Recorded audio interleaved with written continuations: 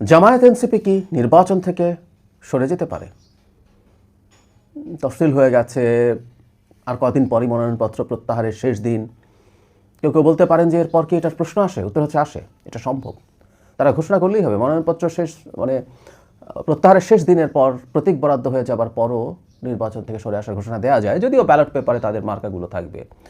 কিন্তু এই আশঙ্কা কেন করছি, কথাগুলো একটু বলে রাখা দরকার। আমি বলছি না যে এটা হওয়ার সম্ভাবনা অনেক বেশি আছে, কিন্তু কী ঘটতে পারে এটা একটু মাথায় রাখা দরকার। আমি প্রায় বলি যে আমরা এমন একটা টাফ পলিটিক্যাল পরিবেশে আছি যেখানে ছোটোখাটো ঝুঁকিও মাথায় নেওয়া দরকার এবং সেটা ব্যাপারে আমাদের সতর্ক অবস্থান থাকা জরুরি।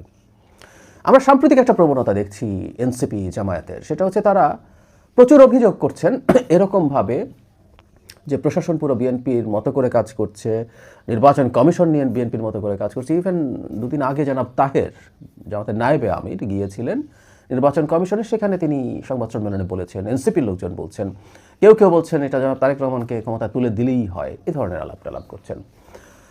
আমি এটা দুটো উদ্দেশ্য থাকতে পারে, এর মধ্যে একটা উদ্দেশ্যকে আমি সমর্থন করি। তারা যদি এই উদ্দেশ্য করেন দ্যাটস ফাইন, সেটা একটু বলে ফেলা ভালো। মানে বাংলাদেশের ইতিহাসে এত ভারসাম্যহীন নির্বাচন আর কখনো হয়েছে বলে আমি মনে করি না। অনেকে আমার কথা প্রতিবাদ করবেন, কেউ কেউ গোপনে জামাতের পক্ষে ভোট বিপ্লব ঘটে যাবে টাবে বলে বলছেন। I don't by that argument. কিন্তু আমি মনে করি, মানে আমার understanding is very simple, BNP জিতছে এবং খুব বড় মার্জিনেই সম্ভবত জিতছে।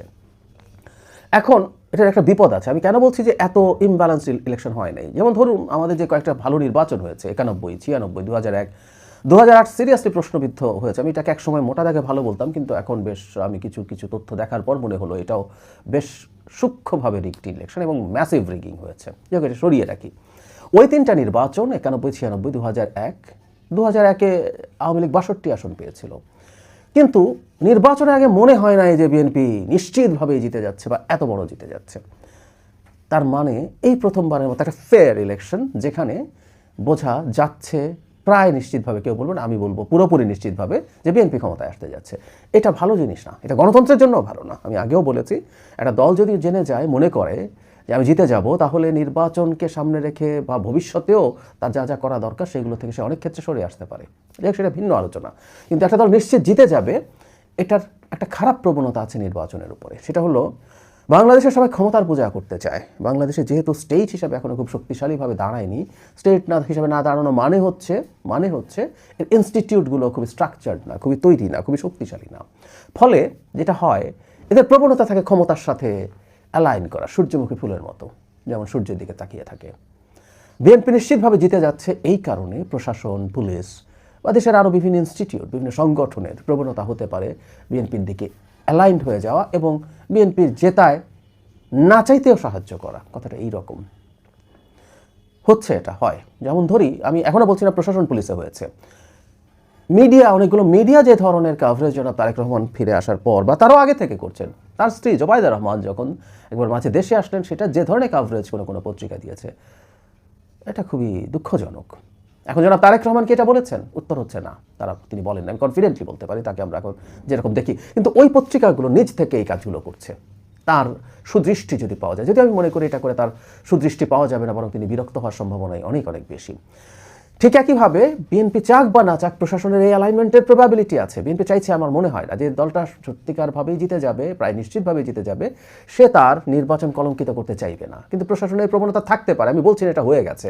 ফলে অন্য দলগুলোর এই ধরনের চাপ প্রয়োগ করা উচিত, এটা আমি বিশ্বাস করি এবং আমি এটা পছন্দও করি। জামাত, এনসিপি বা আদার পার্টিস, তাদের উচিত হবে এই চাপটা রাখা। এই চাপটা রাখলে ভালো, তবে চাপটা সাবস্ট্যান্টিভ হতে হবে। যে আপনি তথ্য দিয়ে বলছেন, প্রশাসন নিয়ে অভিযোগ যখন করছেন, তথ্য নিয়ে বলুন যে এটা হচ্ছে এই কারণে, জনগণের সামনে এভাবে রিভিল করা দরকার। নির্বাচন কমিশনের বিরুদ্ধে অভিযোগ করছেন, তথ্য দিয়ে বলুন যে নির্বাচন কমিশন এটা করছে, এর মাধ্যমে পক্ষপাত করা হচ্ছে বা বিএনপির দিকে তারা হেলে গেছেন, আমরা বলছি। এভাবে হলে সবচেয়ে ভালো হয়। এটা একটা দিক। আরেকটা ঝুঁকির জায়গা আমি যদি বলি, যে আপনি আগে বেশ কিছু অভিযোগ করে রাখছেন, সো দ্যাট কোনো একটা সময় আপনি বলবেন আমি নির্বাচনে যাচ্ছি না, আমি লেভেল প্লেইং ফিল্ড নাই, সবাই মিলে বিএনপিকে ক্ষমতায় বসিয়ে দেওয়ার জন্য কাজ করছে, তাই আমরা নির্বাচন করে কি করব, আমরা নির্বাচন থেকে সরে যাচ্ছি। এই চেষ্টা হতে পারে। আমরা খেয়াল করব, এখনও জাতীয় পার্টির বিরুদ্ধে জনাব আসিফ মাহমুদ সজীব ভুঁইয়া কথা বলে এসছেন এই কিছুদিন আগে 2-3 দিন আগে নির্বাচন কমিশনে গিয়ে তারা যেন নির্বাচনে থাকতে না পারে। জাতীয় পার্টি এই নির্বাচনে থাকছে, এটা এখন প্রতিষ্ঠিত। এরপরও এই কথা বলছেন জাতীয় পার্টিকে যখন সরানোর আলাপ আসবে আমি প্রেডিক্ট করেছিলাম, কারণ জাতীয় পার্টি যদি আর মাঠে না থাকে তখন তাদের হাতে মারাত্মক বার্গেনিং পাওয়ার থাকে। আমি জামাত জোটের কথা বলছি, তারা যদি নির্বাচন থেকে সরে যান তখন নির্বাচন আদৌ হবে কিনা এই প্রশ্ন উঠে যায়। এখন তারা সরে গেলেও মাঠে জাতীয় পার্টি আছে, সেটা তাদের খানিকটা হলেও একটা খটকা তৈরি করবে। তারপরও এই সম্ভাবনা নেই তা না, কারণ জাতীয় পার্টি পার্টিসিপেট করলে যে একেবারে একতরফা নির্বাচন হয়েছে সেটা হয়তো বলা যাবে না, কিন্তু সেটাও ঠিক সেই অর্থে মোটামুটি প্রতিদ্বন্দ্বিতাপূর্ণ নির্বাচন হয়েছে এটাও বলা যাবে না। অবশ্য কেউ বলতেই পারেন, আমি অন্তত বলি যে আমার জোট থাকলেও প্রতিদ্বন্দ্বিতাপূর্ণ নির্বাচন হচ্ছে না, তবে তাদের থাকা নির্বাচনের গ্রহণযোগ্যতাকে বাড়াচ্ছে, এতে কোনো সন্দেহ নেই। যে কথাটা বলছিলাম, জামাত নানান রকম বার্গেইন করার চেষ্টা করছে। প্রথম চেয়েছিল সিট সহ আন্ডারস্ট্যান্ডিং করে একটা নির্বাচন করবে, সেটা হয়নি। এরপর আমি আপনাদেরকে জানিয়েছি, এটা আমরা অনেকে খেয়াল করেছি, একটা ভিডিও করেছি আমি ওটা নিয়ে, সেটা হলো জনাব তারেক রহমানের সাথে জামাতের আমির যখন দেখা করেছেন তারপর বেরিয়ে তিনি খুব গায়ে পড়ে জাতীয় সরকার তৈরির কথা এবং বিএনপি জাতীয় সরকারে তাদের থাকার ইচ্ছের কথা জানিয়েছেন। তার বক্তব্যের ইন্টারপ্রিটেশন খুব ক্লিয়ারলি সেটা ইন্ডিকেট করে। সেই সব আলোচনাও যদি না হয়, তারা যে পরিমাণ সিট পাবেন এবং যেটা নিয়ে বিরোধী দল হতে যাবেন, মাঠে থাকা তাদের জন্য কঠিন হয়ে যাবে। মাঠে থাকা কঠিন মানে সরকারি দল চাপ দেবে তা না, তাদের ক্রেডিবিলিটি নষ্ট হয়ে যাবে, মানুষ হতাশ হয়ে যাবে। তারা একটা ইলিউশন তৈরি করেছেন মানুষের মধ্যে, বিরাট এক প্রত্যাশা তৈরি করেছেন যে তারা ক্ষমতায় চলে আসতে পারে। সেই জায়গায় 1/3 1/4 সিট পান যদি, ক্ষমতায় যেতে হলে যা লাগে তার, কেমন হবে?